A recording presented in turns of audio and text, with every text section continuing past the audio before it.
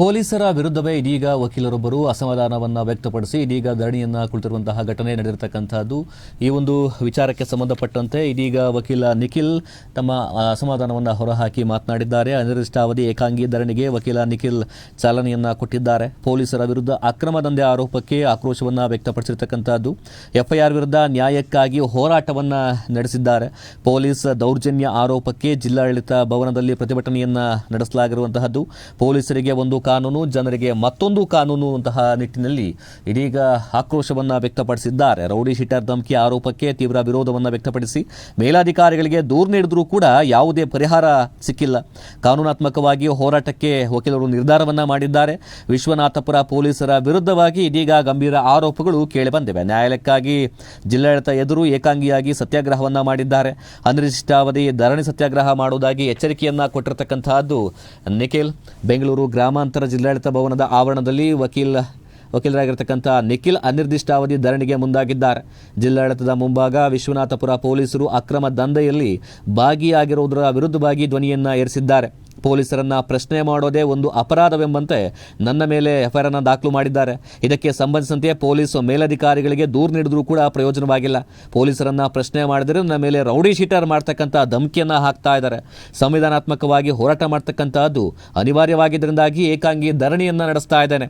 ಪೊಲೀಸರಿಗೊಂದು ಕಾನೂನು, ಸಾಮಾನ್ಯ ಜನರಿಗೊಂದು ಕಾನೂನು ಇಲ್ಲ ಎನ್ನುವಂತಹ ನಿಟ್ಟಿನಲ್ಲಿ ಆಕ್ರೋಶವನ್ನು ವ್ಯಕ್ತಪಡಿಸಿರುವಂತಹದ್ದು. ಪೊಲೀಸರು ತಮ್ಮ ಸೇವಾವಧಿಯಲ್ಲಿ ಪ್ರಾಮಾಣಿಕವಾಗಿ ಕೆಲಸ ಮಾಡುವಂತೆ ಪ್ರತಿಜ್ಞೆಯನ್ನ ಮಾಡ್ತಿದ್ದಾರೆ. ಇಂದಿನಿಂದ ಅನಿರ್ದಿಷ್ಟಾವಧಿ ಧರಣಿ ಸತ್ಯಾಗ್ರಹ ಮಾಡೋದಾಗಿ ಎಚ್ಚರಿಕೆಯನ್ನ ಕೊಟ್ಟಿದ್ದಾರೆ ಯುವ ವಕೀಲ್ ನಿಖಿಲ್.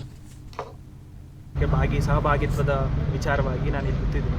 ಸೊ ಏನಾದರೂ ಪ್ರಶ್ನೆ ಮಾಡಿದ್ರೆ, ಪೊಲೀಸರ ವಿರುದ್ಧ ಏನಾದರೂ ಪ್ರಶ್ನೆ ಮಾಡಿದ್ರೆ ಅವ್ರು ನಮ್ಮ ಮೇಲೆ ಎಫ್ಐಆರ್ ಮಾಡ್ತಾರೆ. ನಾವೇನಾದರೂ ಕಂಪ್ಲೇಂಟ್ ಕೊಟ್ಟರೆ ಅವ್ರು ಕಂಪ್ಲೇಂಟ್ ತಗೊಳ್ಳಲ್ಲ. ಅವ್ರಿಗೇನು ಇಷ್ಟ ಬರುತ್ತೋ ಅದು ಮಾತ್ರ ಕಂಪ್ಲೇಂಟ್ ಮಾಡ್ತಾರೆ. ಸೊ ಇದು ಸಮಾಜದಲ್ಲಿ ಇರ್ತಕ್ಕಂಥ ಯಾವ station? Vishwanathapura police station.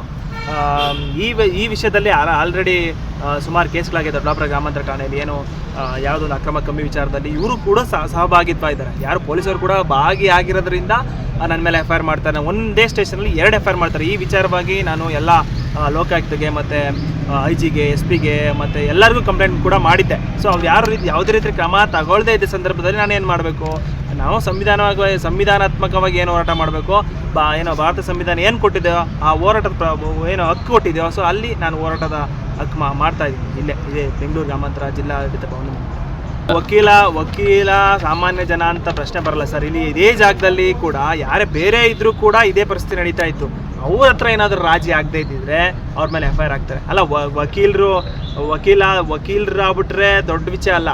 But ಅದೇ ನೋಡಿ, ಇವರು ವಕೀಲರಿಗೂ ಬೆಲೆ ಕೊಡಲ್ಲ, ಜನಸಾಮಾನ್ಯರು ಬೆಲೆ ಕೊಡಲ್ಲ. ಇವ್ರ ಹತ್ರ ಯಾರು ದುಡ್ಡು ಇರ್ತೈತೆ ಅವನ ಹತ್ರ ಮಾತ್ರ ಬೆಲೆ ಕೊಡ್ತಾರೆ ಪೊಲೀಸರು. ಸೊ ಇದೇ ವಿಚಾರವಾಗಿ ಅಲ್ಲ, ನೀವು ಕಾನೂನು ತಿಳ್ಕೊಂಬಂದಿದ್ದು ಕೂಡ, ಕಾನೂನು ಗೊತ್ತಿದ್ದು ಕೂಡ, ಕಾನೂನೇ ತಿರ್ಚಷ್ಟು ಮಟ್ಟದಲ್ಲಿ ಪೊಲೀಸರು ಇದ್ದಾರೆ. ಸೊ ಲೆಕ್ಕ ಹಾಕೊಳ್ಳಿ, ಯಾವುದೇ ಒಂದು ವಿಚಾರದಲ್ಲಿ ತಗೊಳ್ಳಿ, ಇದೇ ವಿಚಾರ ಅಲ್ಲ, ಬೇರೆ ಎಲ್ಲ ವಿಚಾರದಲ್ಲೂ ಕೂಡ ಎಲ್ಲರೂ ಪೊಲೀಸರು ಹಂಗಿರಲ್ಲ. ಆದರೆ ಕೆಲವೊಬ್ಬ ಪೊಲೀಸರು ಕೂಡ ಇಂಥ ಅಕ್ರಮ ಚಟುವಟಿಕೆಗಳು ಭಾಗಿಯಾಗಿ ಅಕ್ರಮ ಚಟುವಟಿಕೆ ದಂಧೆಗಳಿಗೆ ಸಪೋರ್ಟ್ ಮಾಡ್ತಾರೆ ಅಂದರೆ ಸೊ ಎಷ್ಟು ಮಟ್ಟಿಗೆ ಸಮಾಜ ಹಾಳಾಗಿದೆ, ಎಲ್ಲಿದೆ ಕಾನೂನು ವ್ಯವಸ್ಥೆ? ಪೊಲೀಸರಿಗೇನು ಕಾನೂನು ಅನ್ವಯಿಸೋದಿಲ್ಲ? ಏನು ಪೊಲೀಸವರು ಏನು ದೊಡ್ಡ ರೌಡಿಗಳಾ?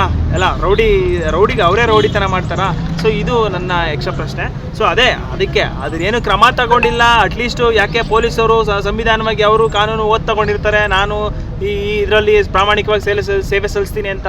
ಆದರೆ ಅವರು ಪ್ರಾಮಾಣಿಕವಾಗಿ ಎಲ್ಲಿ ಸೇವೆ ಸಲ್ಲಿಸ್ತಾ ಇದ್ದಾರೆ? ಸೊ ಅದಕ್ಕೋಸ್ಕರ ಏನು ಪೊಲೀಸರ ವಿರುದ್ಧ ಯಾರು ಕಂಪ್ಲೇಂಟ್ ಮಾಡಬಾರ್ದಾ? ಪೊಲೀಸರ ವಿರುದ್ಧ ಕಂಪ್ಲೇಂಟ್ ಮಾಡಿಬಿಟ್ರೆ ರೌಡಿ ಶೀಟ್ರ್ ತೆಗೆದುಬಿಡ್ತೀರಾ?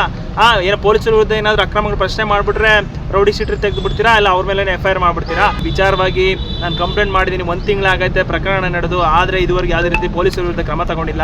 ಆ ಪೊಲೀಸರು ಅಂದ್ರೆ ಏನು ಮೇಲೆ ಎಂದೇನು ಬಂದಿಲ್ಲ. ಅವರು ಕೂಡ ಈ ಭಾರತ ಸಂವಿಧಾನ ಬದ್ಧವಾಗಿಯೇ ಕೆಲಸ ಮಾಡಬೇಕು ಅಂತಲೇ ತಗೊಂಡಿರ್ತಾರೆ. ಆದರೆ ಇವ್ರು ಯಾರು ಆ ಥರ ಕೆಲಸ ಮಾಡ್ತಾ ಇಲ್ಲ. ಡೆಸಿಗ್ನೇಷನ್ ಪೊಲೀಸರು ಅಕ್ರಮ ಚಟುವಟಿಕೆ ಭಾಗಿ